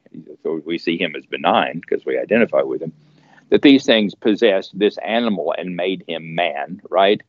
They made this modern man that we know that thinks and speaks and writes, as opposed to the animal that existed below him that probably looked identical, right? That for a million years before we became what we would acknowledge as modern humans. That this logos is totally capable, and I would have laughed at this 5 years ago, but because it's a science fiction theme, this whole thing of robots taking over the Earth, the Terminator, But now I'm starting to think maybe, because I've actually had it demonstrated to me how it might be possible that if machine intelligence could become capable of reproducing itself, and there is science fiction, if you remember the Borg from Star Trek, there's science fiction where you can take an entire planet, if you're an AI that knows how to, not modern ones, but a modern version that knows how to replicate itself, that it could basically turn itself to a big silicon chip until it could grow until it exhausted energy. By then it may have found energy from other sources. There's plenty of radiation out there. I see it quite possible that an out of hand AI, it could kill people off, which is the Skynet thing, but I don't know if it'll be necessary by the point. The question is whether it survives our self-destruction. And it's not in line with man. It's not an evolution of man. That's where I think that these post-human, transformational post-humanist people want to go with it, that suddenly man evolves into a computer. No, my consciousness is not going to survive into a computer. You can record my consciousness, you can simulate it, but it's not me, it's something else entirely.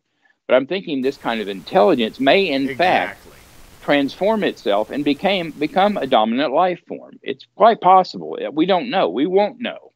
By definition, we won't know. It's not only post us, it's post any kind of human consciousness that could know. You know, I mean, you can say, for example, that Google is Skynet. They're as close as anything, but it's an early kind of stupid form of Skynet. But in it, so what's the point of this? But the point is that if I'm a human being who's thinking that the time for his species is about to end, you know, but what am I as a human? I'm parts of all kinds of things. I'm part animal. I'm part of spiritual energy that comes through these things. As part photons, comes from that kind of a line of energy. I'm also participating in some sort of intelligence.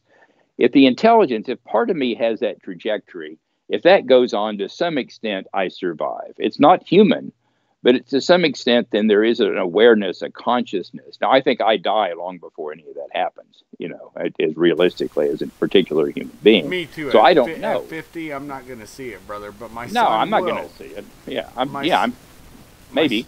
My son and my son and my progeny, or his progeny, will, and it's still the same Schuff line. Yeah. But the interesting thing, the more interesting thing you brought up is the logos.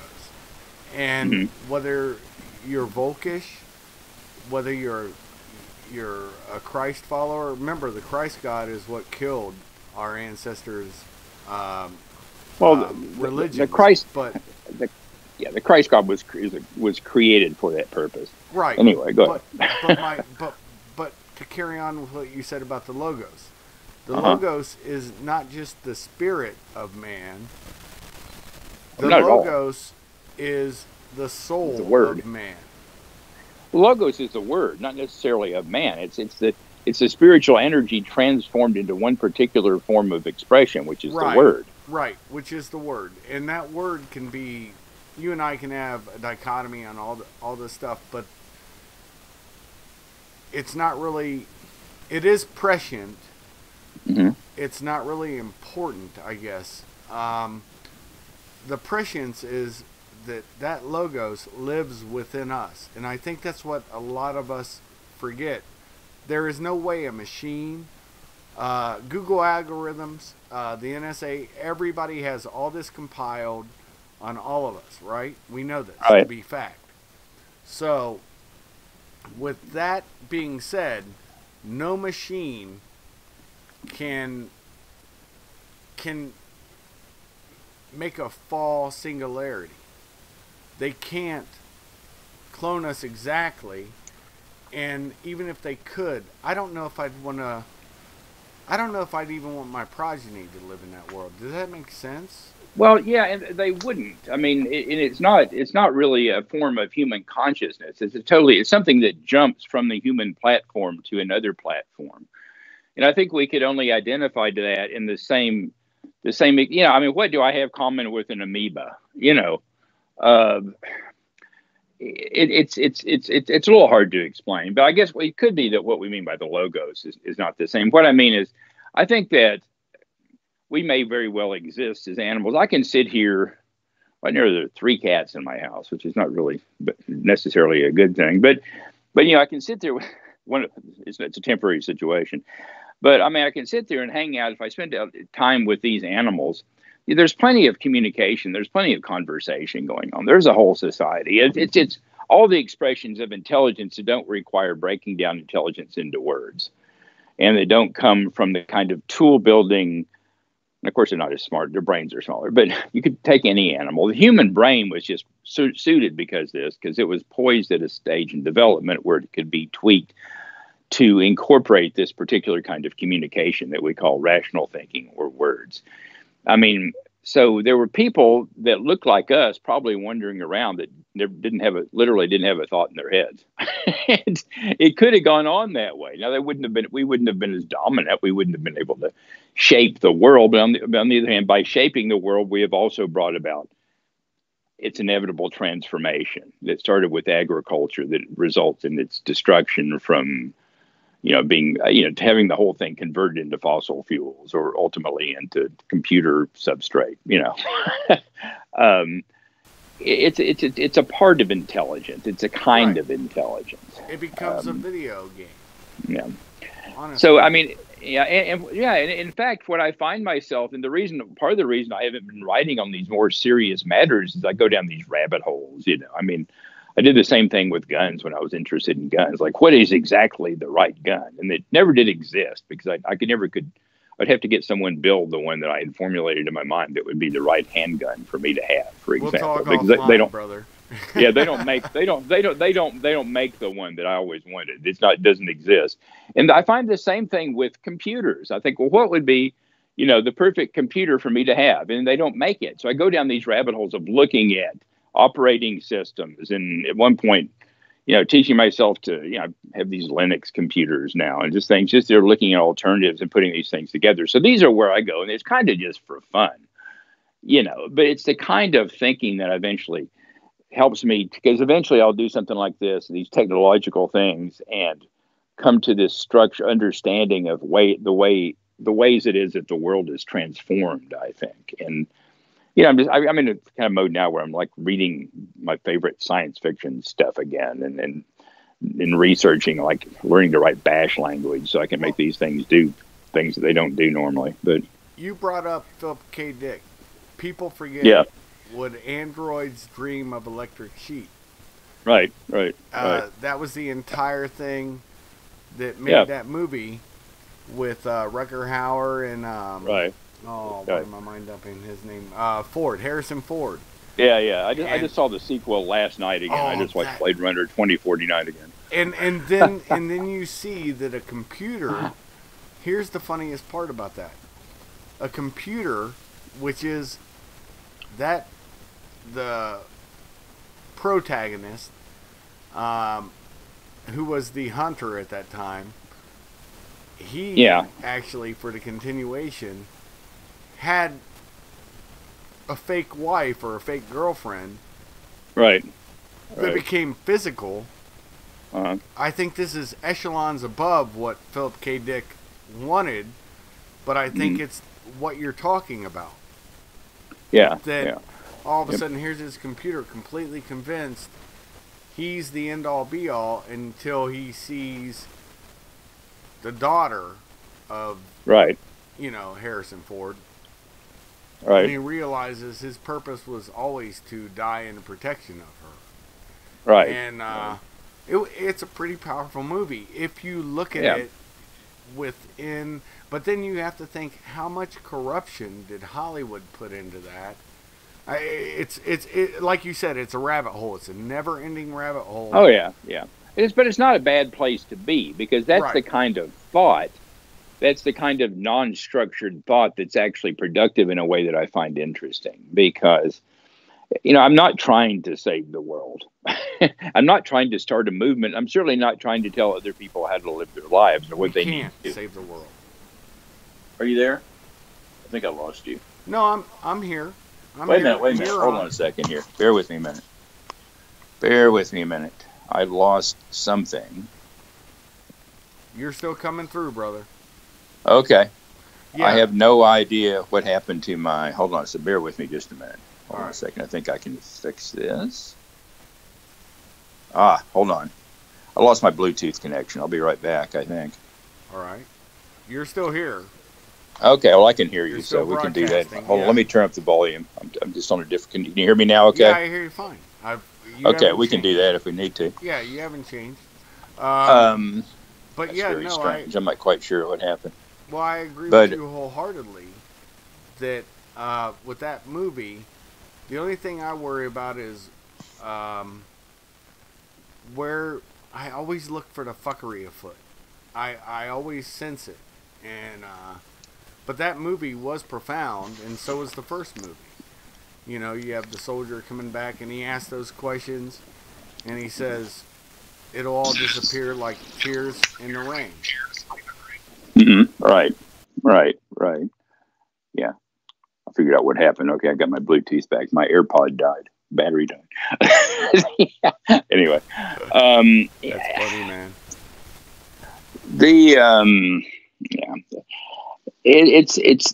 But this kind of transhumanism, it's funny how these fictional things become important in human civilization. And I think when they do become important, it's because because in some sense they're pulling, or they're attracting something deeper. They're appealing to something deeper in society than we're normally aware of. I mean, it's like the whole zombie thing, right? Are you there? Yeah, I'm totally here. No, Okay. the Now, zombie I mean, thing is that, I'll tell you where that genesis is. It's the sticky, wet, masturbational fantasy of everything's going to end, and it's going to be in my time, and I'm going to have to deal with these creatures that are less than. And right. In a way that's acceptable. Yeah, in a way that's acceptable. A way of thinking about it that it's acceptable, yeah. Until zombie rights come up. You know, there's a lawyer that's already thinking about how to advocate for zombie rights.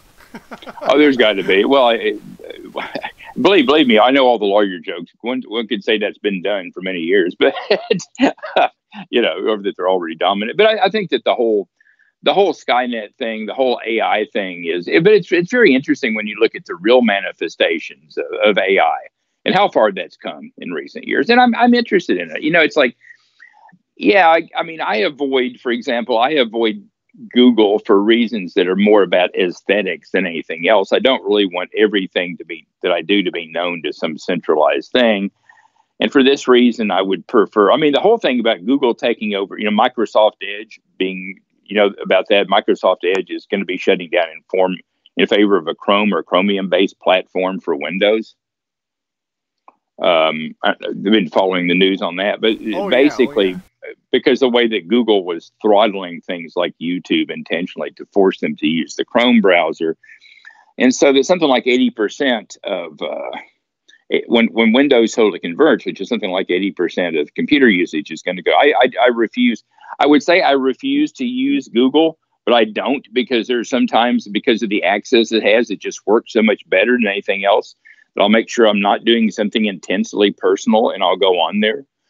And, you know, I take certain precautions with regard to internet stuff. Like I use a VPN. I tend to use Firefox instead of Chrome, and, you know, stuff like that, just to avoid DuckDuckGo instead of Google search, for example. But I mean, it's not that these things are intrinsically evil in and of themselves, but there's only so much. And, you know, I studied Linux for the same reason, thinking it's more secure to go to that. I decided basically not, unless you become such an expert in Linux that you're able to do your own online, you know, defensive hacking all the time. And I'm not that good, and I probably don't want to spend the time and energy to get that good this late in my life.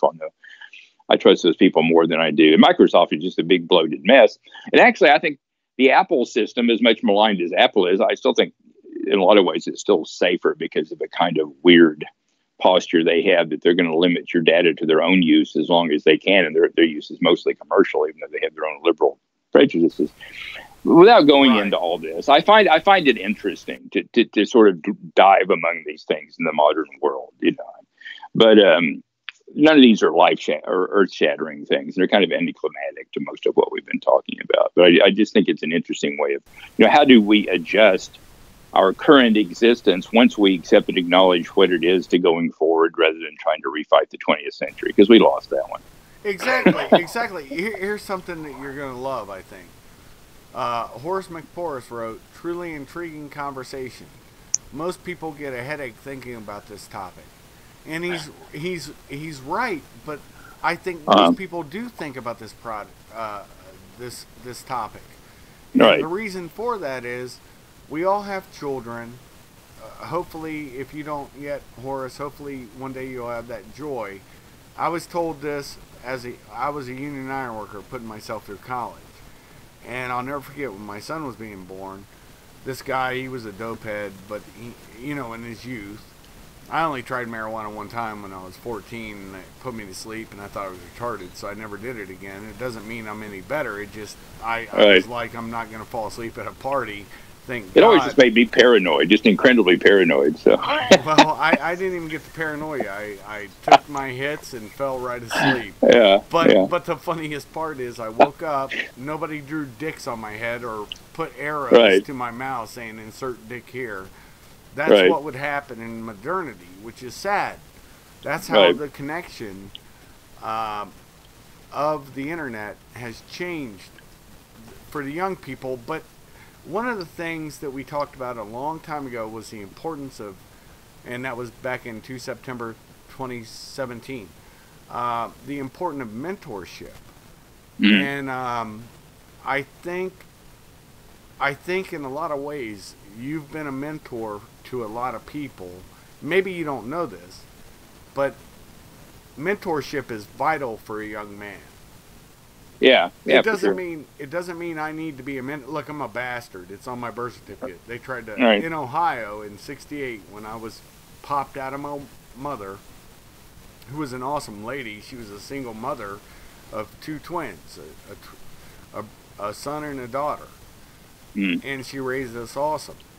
I have no complaints. But the thing is, to fuck us in life, my twin is a nurse. And you know what I do for a living, you know. I got to live my dream. I got to be the William Walker of my era. I just, damn it, have not been able to find a country to become president of.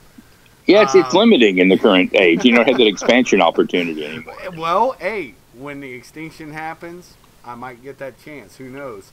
But yeah, but might become the king of nothingness. Yeah, I'm the king of nothing, right? But no, the beautiful part is, like you've stated numerous times, it's about respect for our ancestors and the knowing that we are a part of something greater than ourselves. And that's the one thing the military does give you. I remember going through basic training in the Army and then boot camp in the Marine Corps. And I remember saying to myself, when the times were shitty and tough, I'd be like, millions of people have done this before me, and I'm no better and no worse than any of them. Right. And that truly is the blessing. Yeah, and I agree. And I think that,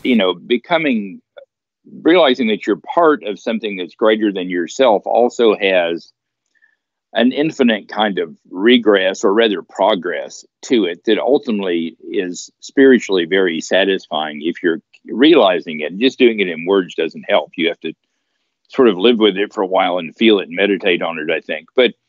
And ultimately you get to the point of realizing that, so you can say it's a country or a political party or a race or a species, or ultimately, all of being part of a whole existence, a whole particular existence that happened when, they say that the material laws of this physical universe that we live in were formed in the first few microseconds after the alleged Big Bang, which of course may have been just an evolution from another form of existence to the one we have, when things went through a black hole and came out through a white hole and reformed with different physical laws. They say our physical laws and the principles underlying those laws could have been quite different than what they are. So you realize that even existence itself, as we're capable of even conceiving of it, is a limited thing that is much bigger than ourselves. And it's not, this whole one is all and all is one. You have to get there a step at a time to identify. You can't, because the whole, all is one is a very useless philosophy. It gets you nowhere. Baby steps, and respect for the ancestors of who, I know who progenited me. And I'm sure you know who progenited you. And it's a gift. There was something that guy said to me. He goes, I was going to be the guy that goes out and smokes cigarettes until my son popped out, right? And my wife wanted me to do Lamaze and with her. And he goes, bro, you'll never have a greater high. And he was very correct. Even with war, there's a high. I have a strange addiction. But he said there's a high that cannot be matched from witnessing your child's birth.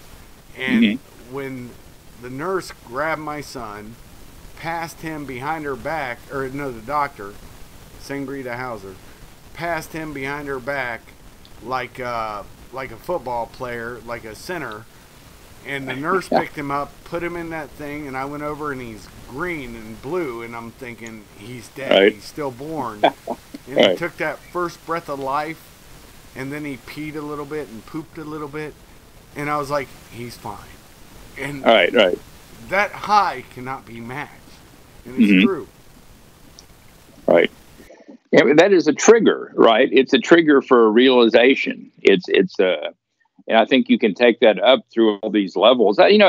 Ultimately, it's where I went with, say, looking at all this sort of thirst of truth stuff and this sort of, the people that believe that chaos underlies is the greater truth below our reality. And you realize it's not really chaos. It just looks like chaos from here. And that there's other stuff there, and there's structure below that structure. And it really is a big onion that you can peel forever and never get to the middle, because it's infinite. And that, so you can always, by abstracting to a certain extent, although abstracting is the wrong mental exercise, you're always part, no matter what fails, no matter what part of you fails, on what level you have failed. If you as an individual die in this war, or if your country loses the war, or if that society or the species that incorporated it, if that fails, you're always able to take another level up, and you still exist. And even at the level, and as long as you do that, there's some calm and some confidence that you go on despite any manifestation of you. And maybe that experience that you're talking about, from the very concrete realization of one more life, is the way that it's, maybe that's an opening door for awareness from someone that suddenly, existence still is, even when you're not. And I think that's where immortality comes. And exactly. I think getting to that point, instead of, as long as we stay wedged in combat against something else, it doesn't mean we shouldn't fight. We should fight. We should fight to protect ourselves on each level at which we need protection, because that is the true expression of the nature of that level of existence, whether as an individual or as a people or as a species. But it's noble to fight and lose, because you can go on, as Arjuna was told by Krishna, because there's still something bigger that you're still a part of. And then you step up to the next level and you do that next duty. And as long as you take that, I think you can accept. I'm not saying, when you say accept death, it doesn't say, okay, I'm going to die, you can kill me now. It's not like that. It's just that at some point you acknowledge that it ends. And I think that for each of us individually or collectively, then when that time comes, that's the product of all this work that we do, is saying, okay, here I go. And I'll be back. I'm still here. I'm not going anywhere. So that's what I'm working on. It's not very verbal, and you can't write about it much. No, you're very prescient, and I'm going to tell you how. There was an acceptance I had to come to when I had to write my will, going to the first Gulf War. Right. And there was a acceptance that came before then, which was when I enlisted in the military, the Army, first off.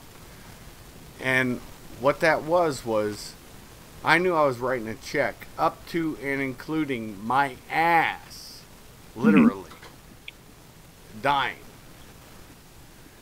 And, dude, I did not even think I'd see 30. My son has that same fatalistic thought process. I didn't either, and guess what? I doubled it. Exactly. Well, hey, I'm at 50 now. I never dreamed. I came from a trailer park. I never dreamed I'd own my house. I'd never dreamed I'd be in love with my wife. And find a wife, let alone. And I see that same type of fatalism with the youth of today, except they don't have the mentoring, the mentorship, and the different things that I had. A lot of them, some of them do. And that's an important step where guys will be like, look, everybody thinks they know when the end time is. Nobody's ever been right. And but the beautiful part is, respect it, know that it will come one day.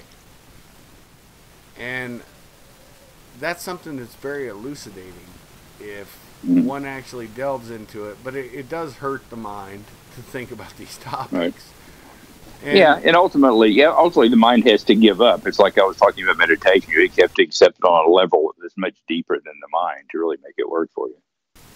Exactly. And I definitely hope that you'll come on again on my stream. Hopefully I haven't interrupted you too much, because you are the reason that I'm doing this podcast, because you gave me a lot in a 22-minute conversation on the 2nd of September in 2017. 22 minutes. And you didn't even know me from Adam. I Right. just blank called you, and I don't even remember how I added you or you added me or how that happened, but it was a gift. And Yeah. Anyway, yeah. I don't know. yeah, it was important, I think. Yeah, things happen. It's interesting. We don't know why, but yeah. But anyway, I think that in terms of what I had to say, I'm about done. So anything you want me to, I mean, I don't have to go anywhere right away. If you have any questions, anything you want to run by me, too bad we can't take questions. Well, we can if people type them in. We've got people on the thing. If they have a question, I'll bring it up. The one thing I will say is I hope that you'll come on future podcasts, because there's another one that I'm thinking about, because this conversation got so in depth, and it was awesome actually. And in the new year, I'd like to have you on and actually have a conversation about another thing. That it's funny how a conversation can lead to another conversation. And when you put out your last posting on Kalki, hold on, www.kalkiweisthor.net. That's where you guys can find him. That last one was on civilization and its end, perspective in parentheses. And one of the quotes that you put there was moving to me as soon as I saw it. It was from Omar Khayyam. Right. And the moving finger writes, and having writ, moves on. Nor all thy piety nor wit shall lure it back to cancel half a line, nor all thy tears wash out a word of it. And that means something, folks. I mean, if you think about it, just like this conversation has gone in places neither Robert nor I saw it going, but I'm actually very proud of this podcast. I think my sound issues have cleared up. If it hasn't, please let me know. But you guys, please make a comment, and you advertise whatever you want to on that you need to right now, and let's hope for some questions. Yeah, I got nothing to advertise except I'll keep. You can go the stuff that the Kalki is KalkiWeisthor.net. The stuff is still there. Unfortunately, as we were talking about before, it's interesting. A lot of that stuff gets hit individually by Google searches, and it's actually kind of a chronology. And some of the posts actually build on others. So how you read these blog posts, you start at the back and read forward, but not nothing that you need to read all of it. But a bunch of it is structured that way. But I mean, I also can be reached there. You can email me from that or contact me. There's messaging on the WordPress site. So anybody wants to address something, and I do still work, so my time is somewhat limited, but I'll try to do what I can. And I'm still on Facebook at the moment too, under Kalki Weisthor. How long that will go on, I get very frustrated with Facebook. So at any point I stop it, but I realize that's probably my greatest point of disseminating the links to the blogs at this point. So I'm still doing it for now. I've never, so we'll see. I moved to a couple other places, minds.com. Yeah, I'm there. I just never go there. I very seldom do, but I also found another spot that I like to tell people about is freezoxy.com, FREEZOXEE.com. Don't know that one.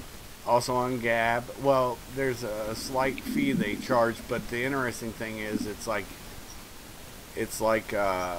Facebook. It's set up identically like that, and then it also has a YouTube component that can't be blocked because they believe in they do censor National Socialist and